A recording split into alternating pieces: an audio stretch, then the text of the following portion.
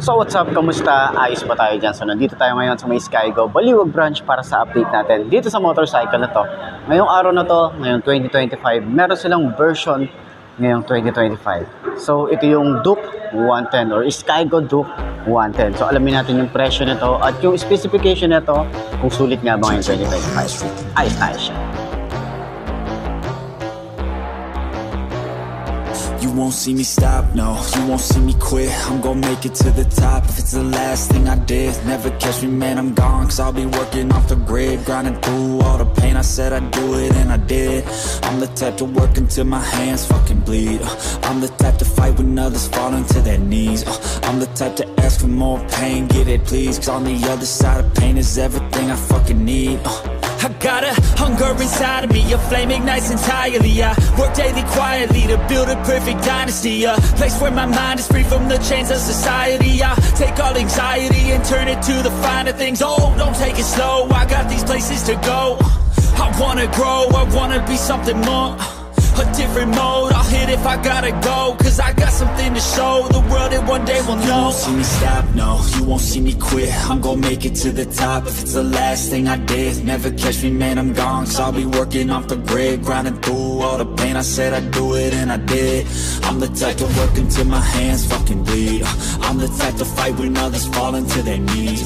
I'm the type to ask for more pain, give it please. On the other side of pain is everything I fucking need.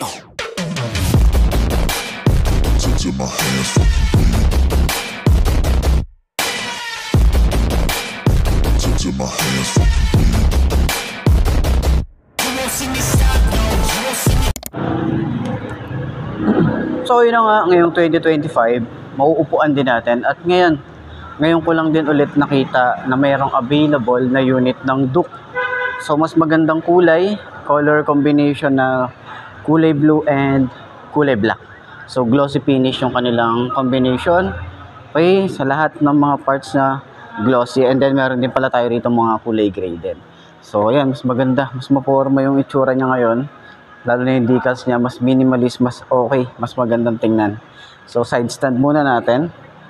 Okay, try natin. Okay, 5'2" ang ating height. Ganyan ang itsura niya kapag naka side stand. And 5'2" ang ating height, sakyan na natin para at least dun sa mga gusto or willing na bumili, nakatulad ko yung height, meron kayong reference. So, ganyan ang tsura natin. You know, malambot yung upuan, good shoe upuan.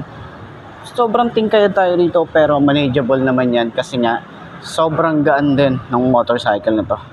Ayan, sa shock niya, sobrang ganda din ng shock niya sa harap. Sa likod din, maganda rin yung shock sa likod.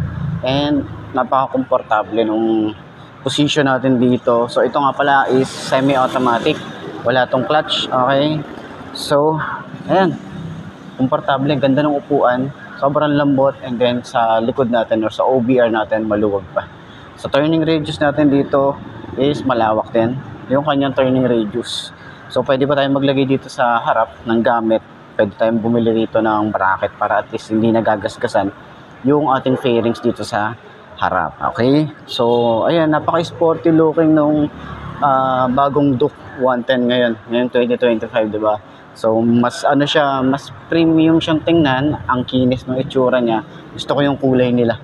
Okay, so sa lahat ng mga gustong kumuha ng ganitong motorcycle, ilalagay ko yung contact number dyan is Skygo Baliwag para at least rekta na kayo sa kanilang mag-inquire, or pwede nyo naman din akong i-message para at least ma-assist ko kayo. So ayan, sa tingin nyo, sulit nga bang specs niya? Yung kanyang price, tingnan na natin, alamin na natin yan. So, let's go.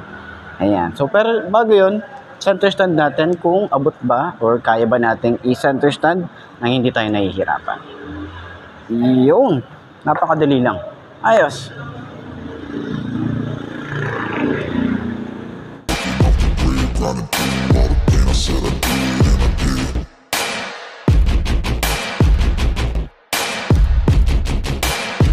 Till my hands fucking